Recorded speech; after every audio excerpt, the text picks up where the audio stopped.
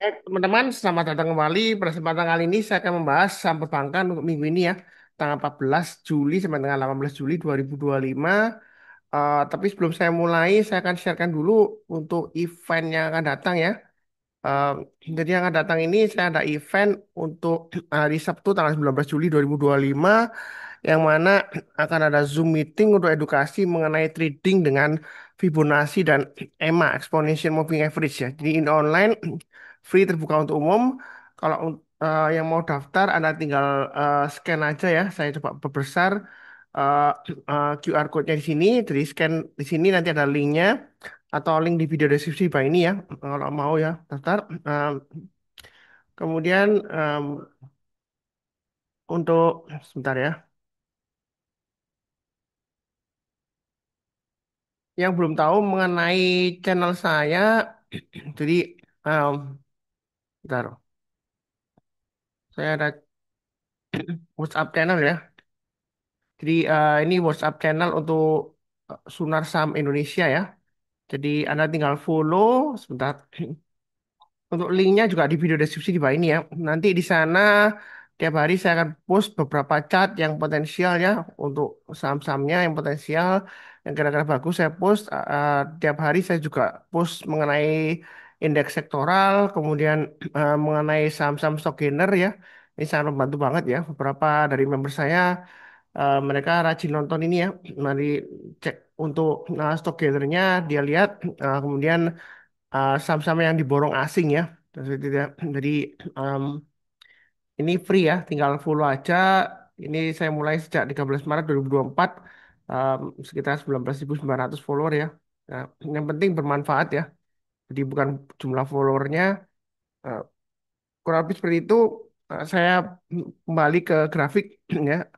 Jadi yang pertama saya bahas adalah untuk BRIS. BRIS ini sudah saya bahas ya di WhatsApp channel ya yang saya sebutkan tadi ya. Jadi yang rajin nonton BRIS ini sudah berhasil naik. Nah, kira-kira bagaimana Pak Sunar yang sudah punya? Anda tinggal pasang aja trade stopnya di 2680 ya. Intinya selama dia masih bertahan di atas 2680 masih cukup bagus. Nah, kalau dia gagal bertahan di atasnya 2590, mungkin ada saatnya untuk jual dulu semuanya. Karena kalau dia sudah turun pada 2590, ada kemungkinan dia akan testing lagi area supportnya sekitar 2400. Nah, yang mau buy on weakness untuk BRIS, Anda bisa buy on weakness di area sekitar, ini ada tiga area, 2680, kemudian 2590, dan yang paling bawah adalah 2400 untuk buy on weakness-nya. Jadi kalau turun, Anda jangan langsung buy. Tunggu menjelang penutupan ya, atau besok paginya, kalau dia sudah berhasil naik ke atasnya, kita barusan buy ya. Nah, kalau misalnya nggak dikasih, di sini kalau kita lihat high-nya minggu lalu di 2790. Jadi untuk BRIS kalau dia berhasil naik ke atas 2790, target pas berikutnya 2870 dan 3030. Sampai dengan garis yang saya gambarkan target price 3200. Nah, apakah dia akan pullback? Karena mengingat ini 3, 4, 5, 6, 7, 7 hari bursa berturut-turut dia candlenya hijau. Ada kemungkinan pullback merah. Nah, jadi lebih baik Anda tunggu buy weakness di tiga area yang saya gambarkan ini. Tapi kalau misalnya nggak dikasih, Anda boleh buy high, sell higher ya. Karena ini potensialnya masih bisa naik sampai 3 ribuan. Eh, jadi masih ada peluang walaupun ini di tengah-tengahnya ya. Seperti itu ya. Kurang lebih cukup untuk BRIS. Berikutnya ini Bank Syariah juga BTPS. Kalau kita perhatikan BTPS juga net biasing lumayan besar ya. Eh, ini dia akan testing resistance 1415. Nah, kalau testing resistance gini, pilihannya ada dua. Kita bisa tunggu yang belum punya ya. Jadi bisa tunggu buy on weakness di sekitar EMA 20-nya sekitar 1300 atau area yang sudah saya gambarkan 1200 dan 11145 ya. Jadi kalau turun jangan langsung buy. Seperti ini, turun jangan langsung buy. Kalau dia berhasil rebound, mantul ke atas, menjelang penutupan atau besoknya kita bisa buy ya. Seperti itu. Nah, kalau nggak dikasih, kita boleh buy high sell higher. Yang mana resistance terdekatnya adalah 1405. Garis saya di 1415. Jadi kalau berhasil naik ke atas 1405 atau 1415 untuk BTPS, Anda boleh buy high sell higher. Target pas berikutnya di 1510, 1570, dan 1700. Jadi uptrendnya untuk BTPS ini masih cukup menarik ya. Walaupun dia sebelumnya sideways. Ada kemungkinan pullback nggak Mas Benar? Ada. Kemungkinan pullback sih selalu ada. Jadi Anda bisa tunggu buy weakness ya. Ini saya kotakin aja supaya nggak lupa. 1290 paling dekat ya 1330. Nah kalau nggak dikasih kita buy high sell higher. Atau sudah punya boleh average up kalau mau average up ya. Kalau habis seperti itu cukup. Berikutnya untuk Bank Mandiri. Nah, Bank Mandiri ini dua kandil hijau ya. Nah, sebelumnya sudah saya em, kasih saran juga ya di WhatsApp channel ya. Jadi yang nonton WhatsApp channel Bank Mandiri ini mulai dari hari Kamis ya, ini harusnya sudah mulai profit ya. Karena kalau kita perhatikan sini, ini sudah testing area supportnya ya sebelumnya ya. Memang nggak sampai dipotong ke bawah, tapi saya sering sebutkan ya, kalau dia berhasil rebound mantul ke atas, apalagi ini breakout MA20-nya, kita boleh buy. Tapi buy-nya jangan terlalu banyak. Kenapa? Karena MA20-nya arahnya masih mengarah ke bawah, dan MA20-nya ini masih di banyak MA200-nya. Jadi buy-nya bertahap aja. Kalau dia berhasil higher high, kita boleh tambah lagi atau average up istilahnya. Atau kalau mau tunggu buy minus lagi sekitar area 4.700-an ya. Tapi kalau dia turun lagi di bawah 4550, saran saya jual dulu semuanya. Karena untuk Bank Mandiri, kalau dia gagal bertahan di atasnya 4550, ini garis sudah saya berikan, maka dia turunnya bisa dalam. Memang sebelumnya dia berhasil naik, ya. Tapi kita jangan terlalu kaku. Kalau sebelumnya dia berhasil naik, ya, belum berarti kalau dia turun pasti naik nanti, Mas Sebentar, belum tentu. Ya. Karena di saham itu adalah tidak ada yang pasti. Yang pasti di saham adalah ketidakpastian. Itu yang pasti di saham ya. Mungkin kata-katanya sering Anda dengar ya. Memang kenyataannya seperti itu. Ya, kurang lebih seperti itu cukup. Berikutnya untuk BBTN. BBTN juga cukup menarik. Ini dia testing area resisten di 200. Jadi sudah saya gambarkan ya. Kalau dia berhasil naik lagi, maka target price berikutnya sekitar 1.300-an di sini ya. Nah, kalau dia pullback, maka dia akan testing area sekitar 1130 MA20-nya.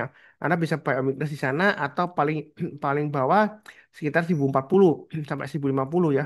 Jadi kalau turun jangan langsung buy. Tunggu kalau dia berhasil rebound, mantul ke atas kita berusaha buy. Nah, karena ini dekat dengan resistennya, nah di sini ada swing high-nya juga 1215, maka Anda bisa buy high sell higher kalau dia berhasil naik ke atas 1215. Target price berikutnya dia akan menguji area resisten sekitar 1345 atau minimal swing high di sini 1320. Ya, itu untuk BBTN. Apakah buy langsung? Biasanya pertanyaan gitu. Ya, tergantung Anda. Nah, Anda mau buy weakness ya tuh di 1130 atau 1050 sampai 1070. Atau kalau misalnya nggak dikasih, kita buy high sell higher. Ya, follow the trend. Ya. Kurang lebih seperti itu cukup. Berikutnya untuk BBNI. BBNI juga menarik sama MA20-nya masih mengarah ke bawah. Tapi ini sudah mulai dipotong ke atas ya. Kalau dia berhasil naik lagi ke atas 4270, kita boleh tambah lagi atau average up. Yang belum punya kalau mau buy silakan. Tapi kalau misalnya sudah punya nyangkut di atas, saran saya tetap sama ya. Budayakan no average down ya. Kecuali kalau Anda mau resize atau nambah posisi, nambah investasi ya boleh aja ya. Tapi tetap saran saya tetap sama. Budayakan no average down. Kenapa? Karena kita kalau bicara mengenai trading atau investasi ya, salah satu kunci sukses, maaf, yang saya sering sebutkan adalah sabar, fokus, dan disiplin. Ya, kalau kita nggak disiplin, ya, maka ya kemungkinan berhasilnya menurut saya sih dari pengalaman saya dari tahun 2013 di saham ya, ya kalau kita nggak disiplin di saham ya hanya bisa gagal. Ya, karena pengalaman saya dari grup ya, grup sosial media mulai 2016 itu banyak yang dulunya aktif di saham tiba-tiba dia menghilang ya. Ya pernah ada satu dua orang yang saya tanyain eh, karena ada kerjaan lain alasannya gitu. Tapi juga ada juga yang ngaku dia give up di saham karena ruginya banyak sebelumnya, portfolionya hancur.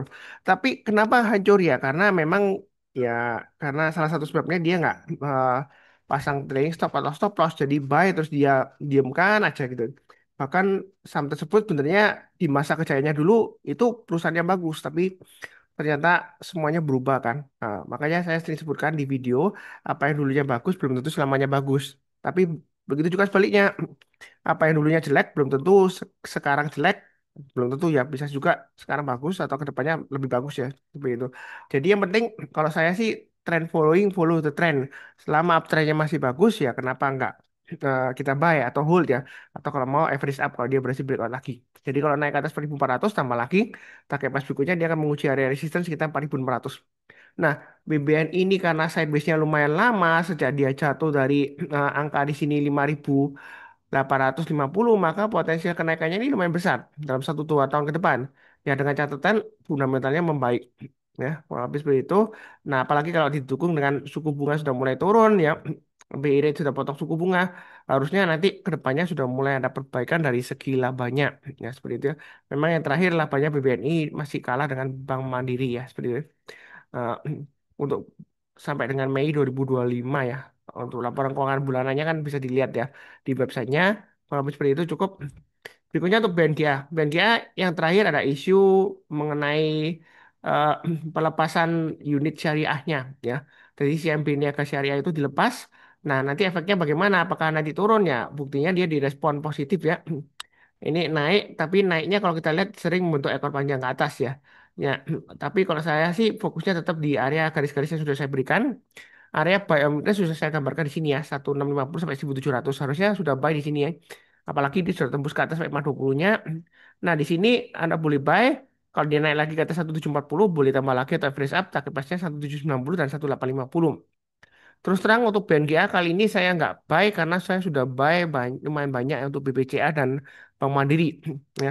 Karena yang terakhir saya fokusnya di empat aja, BCA, Mandiri, BNI dan BBRI. Sebenarnya BBRI saya mau lepas tapi eh, saya masih berjuang karena eh, sebelumnya saya jual di atas, saya buyback, saya jual buyback, saya jual buyback. Jadi secara keseluruhan dari awal tahun itu masih loss ya, tapi lossnya masih belum realize untuk BBRI. Jadi masih belum saya lepas ya, sell buy gitu ya. Itu untuk BBRI seperti itu. Jadi mungkin kedepannya BBRI saya kurangi, mungkin saya lebih suka Bank Mandiri atau BBNI ya. Seperti itu. Eh, nah, kalau BNGA sih oke lah untuk swasta ya. Nah, non BUMN ya seperti itu. Kurang lebih sih cukup ya untuk BNGA. Mudah-mudahan dia sukses lagi ke 1800-an, 1850 paling rendah di sini ya. Kalau lebih cukup. Nah, berikutnya BBRI. Nah, BBRI ini setelah kandelnya panjang hari Kamis, hari Jumat, dia cenderung koreksi. Tapi di sini lumayan menarik karena dia sudah higher low, higher high, walaupun close-nya kalau kita lihat hari Jumat close-nya di 3880, hari Kamis dia close-nya di eh, 3880. Maaf, close-nya hari Kamis di 3870. Ya, ada naik juga. Berarti higher high, higher low, higher close. Nah, itu apa sudah nggak buy? Kalau dilihat dari MA20-nya masih mengarah ke bawah. Ini sebenarnya trennya masih cenderung konsolidasi di bawah. Tapi dia sudah mulai breakout dari swing high di sini. Jadi kalau kita lihat high-nya hari Jumat 3920, maka strateginya kalau dia berhasil naik ke atas 3920, kita boleh buy atau tambah lagi average up. Target price berikutnya dia akan menguji 4160 dan 4400 untuk BBRI. Jadi BBRI ini masih cukup menarik. Saran saya masih tetap bisa buy ya, karena pasang stop lossnya di 3800, maksimum di 3640 itu stop lossnya. Ya. Kalau dia naik lagi, Anda bisa tambah lagi atau average up, mungkin setiap kelipatan 100 rupiah atau 200 rupiah, Anda tambah lagi ya. Nah, kali ini target berikutnya, targetnya dekat sekitar 4400. Kemungkinan besar sih dikasih. Hmm, Karena sebelumnya aja dia low sampai di sini, walaupun nggak dikasih kan kalau kita hold, dia masih higher low dan juga bisa tembus ke 4400 ya. Ya mungkin nggak langsung, mungkin 2-3 bulan. Tapi ya lumayan lah, 3840 ke 4400 ya, karena dia sama big banks ya, big caps ya, ya naik 10% dalam 3 bulan ya masih lumayan bagus ya. Nah, seperti itu ya. Memang jangan dibandingkan dengan saham yang eh, bisa arah dalam 1 hari ya, beda ya seperti itu ya. Kalau lebih cukup, berikutnya untuk Arto. Ini salah satu bank eh, digital yang paling mahal ya secara PBV ya. Nah, ini area buy mungkin sudah saya gambarkan. Harusnya yang ngikutin channel saya ini sudah buy di sini ya, 1610. Dia akan testing 1800 saat ini ya, resistennya. Kalau dia berhasil naik ke atas 1815, swing high di sini. Maaf, ini swing high-nya 1830. Maka Anda boleh tambah lagi atau average up. Target price berikutnya 2040, 2220, sampai dengan 2600-an. Jadi untuk Arto ini menurut saya masih bagus potensialnya. Eh, kalau mau buy boleh buy ya untuk Arto ya. Jadi kalau dia breakout ke atas atau buy weakness lagi di 1600 sampai 1500 maksimum. Kalau dia turun di bawah 1500, saran saya sih jangan buy karena kalau dia sudah turun di bawah 1500 maka dia downtrendnya makin kuat ya. Seperti itu ya. Kalau saya sih beli saham nggak lihat murahnya. Yang penting adalah trennya. Kalau dia uptrendnya sudah mulai naik, harganya sudah breakout resisten ya kita boleh buy. Buy-nya bertahap aja ya. Kalau habis seperti itu cukup. Berikutnya BBCA. Jadi terus terang aja untuk porsi banking paling besar sejauh ini memang BBCA. Nah, BBCA ini eh, minggu lalu ada yang tanya ke saya, Pak Sunar katanya BBCA, Pak Sunar bilang terus kalau kita buy hold ya 1-2 tahun dia bisa bentuk all time high lagi ya seperti itu. Nah, apakah kali ini dia bisa all time high nanti ke depannya? Nah, saya nggak tahu pasti. Tapi saya sebelumnya bilang sejauh ini, memang sejauh ini memang BBCA dia bagus dan laporan keuangannya juga bagus ya. Kalau kita lihat untuk bulan Mei sampai dengan Mei itu labanya masih naik 2 digit. Ya, kalau kita lihat dari equity-nya juga masih naik pertumbuhan equity-nya. Ya. Jadi Untuk BCA ini masih cukup bagus. Nah, kalau dia berhasil naik ke atas 8.800, kalau ada mau buy boleh, atau average up silakan. Tapi saya sudah mulai nyicil buy. Memang ini belum buy sebenarnya untuk BCA.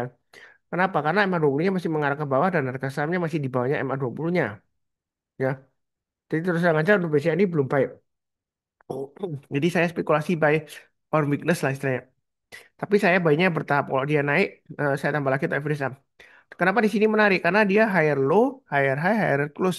Walaupun dia naiknya nggak setinggi Bank Mandiri, BRIS ya paling tinggi BRIS yang terakhir ya. Reboundnya paling kencang. Tapi fundamentalnya secara fundamental BBCA sih bagus. Nah kalau dibilang ada sebelumnya yang bilang Pak BCA kan mahal. Sebenarnya benar, Pak mahal murahnya itu relatif. Karena kalau kita lihat BBCA dengan Arto, secara PBV-nya itu lebih mahal Arto jauh ya. Masih lebih murah BBCA. Nah, kalau mengenai istilah murah, ya kalau dulu BBCA memang mahal, tapi buktinya dia berhasil new all time high lagi. Apakah ke depannya dia bisa all time high lagi? Ya kita nggak akan pernah tahu pasti. Tapi ini menurut saya saatnya untuk mulai nyicil buy on weakness ya. Ya kurang lebih seperti itu cukup. Berikutnya BBKP. Nah BBKP ini memang eh, fluktuasi, tapi saya mulai menarik walaupun kalau kita perhatikan secara fundamental memang dia ada perbaikan manajemennya. Nah, sudah diakuisisi eh, dengan grupnya Korea ya. Jadi ini kalau kita lihat sideways ya, tapi menarik bagi yang investor agak jangka mungkin kalau dibilang jangka panjang ya enggak juga 1 tahun 2 tahun ya. Ini selama dia masih bertahan di atasnya 55 ya itu ya maksud swing low di sini. Menurut saya sih untuk BBKP ini mau nyicil buy boleh aja. Karena dia masih potensial tumbuh paling tidak 70 sampai 74 lah ya. Nah, seperti itu. Anda buy on weakness saja kalau dia breakout ke atas 62 kalau Anda mau buy silakan. Sebenarnya untuk BBKP ini selama dia ke depannya bagus ya.